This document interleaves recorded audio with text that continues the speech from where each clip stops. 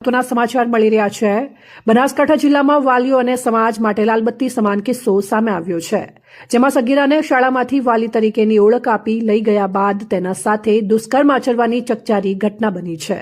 બનાસકાંઠા જિલ્લાના પાલનપુરની આ ચકચારી ઘટના છે, જેમાં સગીરા ઉપર નજર બગાડી આરોપી શાળામાં તેને લેવા માટે પહોંચ્યો હતો, જ્યાં વાલી તરીકેની ઓળખ આપી હતી અને તેને પોતાની કારમાં બેસાડીને ચંડીસર ખાતે આવેલા ઔદ્યોગિક એકમ ખાતે લઈ ગયો હતો, જ્યાં તેની મરજી વિરુદ્ધ તેના ઉપર દુષ્કર્મ ગુજાર્યું હતું।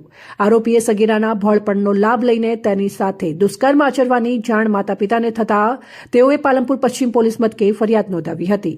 પાલનપુર પશ્ચિમ પોલીસે પાલનપુરમાં રહેતા અને ચંડીસરમાં ઔદ્યોગિક એકમ ચલાવતા હસમુખ પટેલ સામે દુષ્કર્મની ફરિયાદ નોંધીને તેને પકડવા માટેના ચક્રો ગતિમાન કર્યા હતા। ત્યારે પોલીસે આખરે હસમુખ પટેલને રાજસ્થાનથી ઝડપી લીધો હતો, જે બાદ તેને ગઈકાલે ન્યાયાધીશ સમક્ષ રજૂ કરાયો હતો।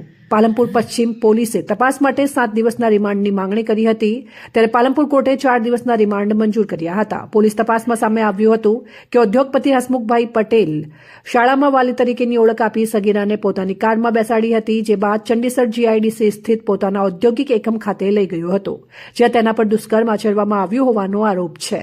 માત્ર એક વખત નહીં, પરંતુ લલચાવી, ફોસલાવી અને અનેકવાર સગીરાનું શોષણ કરાયું હોવાનું તપાસમાં સામે આવ્યું છે।